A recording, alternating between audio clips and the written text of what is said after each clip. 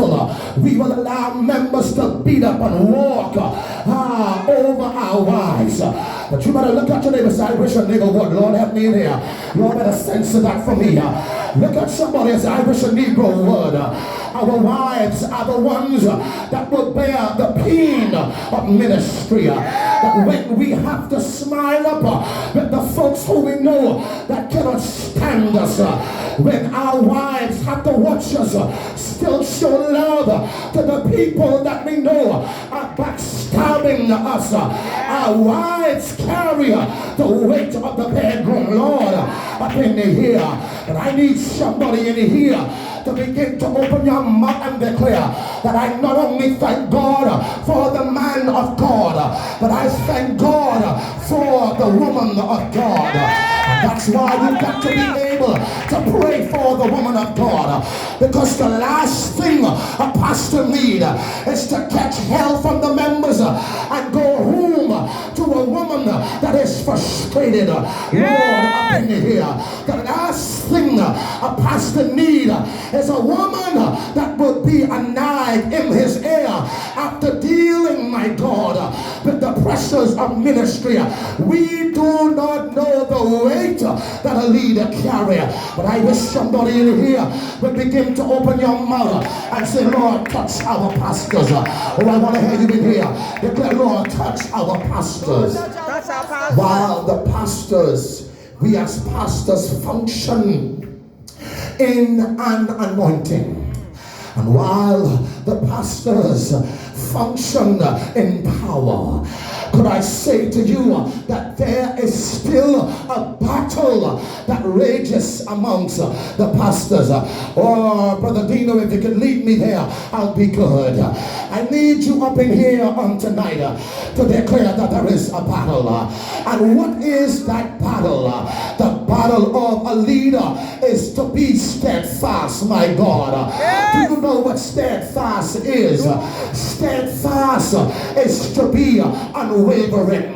Steadfast is to be anchored, resolved, and resolute, my God. Brothers and sisters, there is a battle that pastors have to face, my God. And this battle is the battle of not being wavery. Because, brothers and sisters, it is hard for a pastor, my God, to be like Jesus. When you got to look at the people that you have helped the most, when you got to look at the people that you have given the most, my God, and my God, just like Jesus, they will be the first to crucify us. Lord, up in here, it is a pain, God, for leaders that leaders go through when they begin to serve all year, when they begin to pray and cover the souls of the people, and the one time of the year to order that man and woman of God, everybody go missing. Oh, it is a painful experience when you got to prophesy, when you got to cast out demons, when you got to pray people through, and after all that you've done, it's a struggle to give $100 to the leader. Oh, it is a burden. There is a burden of pastoring. But in here on today, I decree, Apostle Taylor, that the Lord is getting ready to take the strength out of every defeat, my God. The Lord is getting ready to take the strength out of every burden. I wish I could get the intercessors in here to open your mouth and declare, Lord, take the strength out of every burden. Take the strength. Oh, I feel God in here. I feel you're going to call it out. I feel God in here. Somebody declare, there is a burden. Brothers and sisters, there is a burden that leaders have to face. The burden of being there at every high event for others. the burden of being present, the burden of being a phone call away for every member.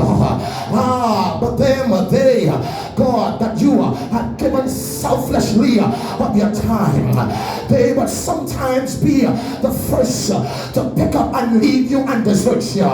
You've given opportunity, you've given platforms, my God, and sometimes they would be the first to pick up and leave and pretend as if you have done nothing for them. But brothers and sisters, hear me. This call to pastor is not for the weak and, my God, the lazy. This call is for them that are strong. This call is for them that will remain steadfast. And my God, Apostle, on tonight, I come to sound the alarm to tell you, remain steadfast. I come here, could I get a praise in here? That's how we're doing right now. You gotta stand, somebody here, you gotta stand strong. Brothers and sisters, there is a battle.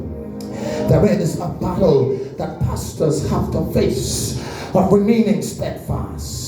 I know, brothers and sisters, we would love to just come with a little fusion kind of thing. Whereas we come saying, be steadfast. No. Sometimes being steadfast is a fight, my God.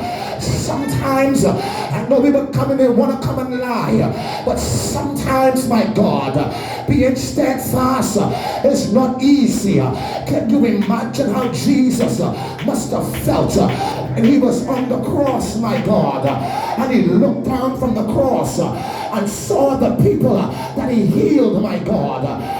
The people that he cast out demons out of, they were at the foot of the cross, edging on the soldiers, saying, crucify him. But it takes a steadfastness to respond like Jesus.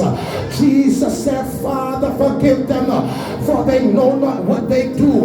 Brothers and sisters, there is a battle, my God, of being steadfast. I tell the truth inside here, that as a leader, there are times when I don't always feel like responding godly. Every now and then I want to cuss y'all too.